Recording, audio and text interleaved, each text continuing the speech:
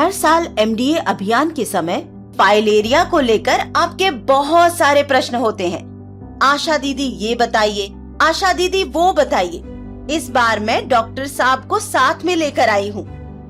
आप इनसे अपने सारे सवाल पूछ सकते हैं, जिनका डॉक्टर साहब सही जानकारी देंगे और आपके मन की हर शंका और गलतफहमियों को दूर कर देंगे। डॉक्टर साहब, ये फाइलेरिया वाइलेरिया मुझे तो नहीं होगा? जी नहीं, ऐसा कुछ लोग सोचते हैं, पर ये सच नहीं है। फाइलेरिया किसी को भी हो सकता है। ये मच्छर के काटने से होता है और मच्छर तो किसी को भी काट सकता है ना? फाइलेरिया किसी भी उम्र में हो सकता है। जो लोग संक्रमित क्षेत्र में या किसी संक्रमित व्यक्ति के आसपास रहते हैं, उनको संक्रमण होने का खतरा ज्यादा होता है। पर डॉक्टर साहब, ये बीमारी बच्चों को तो नहीं होता है ना? नहीं दीदी नहीं, मच्छर किसी की उम्र देखकर नहीं काटता। ऐसा है, मच्छर से बीमारी शरीर में आने के बाद इसका लक्षण प्रकट होने में लंबा समय लग जाता है। कोई युवा अगर फाइलेरिया से पीड़ित है तो जरूर ही उसको मच्छर ने बचपन में काटा होगा।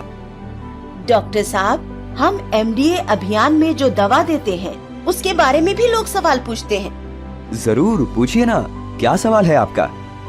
डॉक्टर साहब, हम तो सुने थे कि फाइलेरिया से बचाव की दवा दूसरी कोई अन्य दवा के साथ नहीं ली जा सकती है। जी नहीं, ये दवा सुरक्षित है और अन्य किसी भी दवा के साथ ली जा सकती है। सिर्फ और सिर्फ गंभीर रूप से बीमार व्यक्ति, 2 साल से कम उम्र के बच्चे और गर्भवती महिलाओं को ही दवा ना लेने की सलाह दी जाती है। फाइलेरिया तो सुना था कि अपने माँ बाप से आता है, यानी वंशानुगत बीमारी है। जी नहीं, ये बीमारी वंशानुगत नहीं है। ये मच्छर के काटने से होने वाली बीमारी है और ये किसी को भी हो सकती है। डॉक्टर साहब, ये दवा सरकार से मुफ्त में मिलती है, तो क्या ये असरदार होती है? फाइलेरिया से बचाव के लिए यही दवा कारगर है और बहुत से देशों ने इसका प्रयोग करके फाइलेरिया को खत्म किया है। ये दवा सभी फाइलेरिया प्रभावित क्षेत्रों में खिलाई जाती है, अतः इसको स्वास्थ्य कर्मी के सामने खाना अनिवार्य है। हमको तो किसी ने बोला था कि केवल एल्बेंडाजोल टैबलेट का सेवन करना चाहिए, अन्य दवा का नहीं। नहीं, फाइलेरिया की रोकथाम के लिए केवल एक दवा प्रभावी नहीं है। सभी को सारी आवश्यक दवाओं का सेवन करना चाहिए। सुना है फाइलेरिया से बचाव की दवा शरीर में गर्मी पैदा करती है।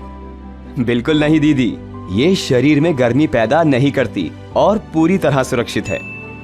डॉक्टर साहब, क्या ये सही है कि पुरुषों में हाइड्रोसील यानी के अंड कोशों में सूजन साइकिल चलाने और कड़ी मेहनत के कारण होती है?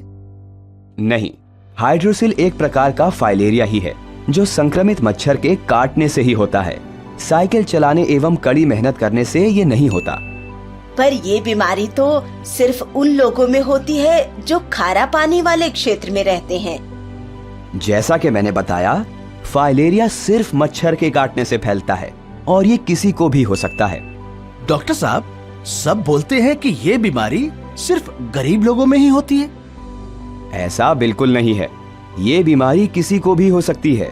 मच्छर काटने के समय अमीर गरीब जाति और लिंग का फर्क नहीं करते। याद रहे, फाइलेरिया के रोकथाम के लिए मच्छरदानी का प्रयोग करें, अपने आसपास जल जमाव न होने दें और एमडीए के दौरान सरकार द्वारा मुफ्त दी जाने वाली फाइलेरिया से बचाव की दवा खाएं। फाइलेरिया का एक ही इलाज, इसे होने ही ना दें।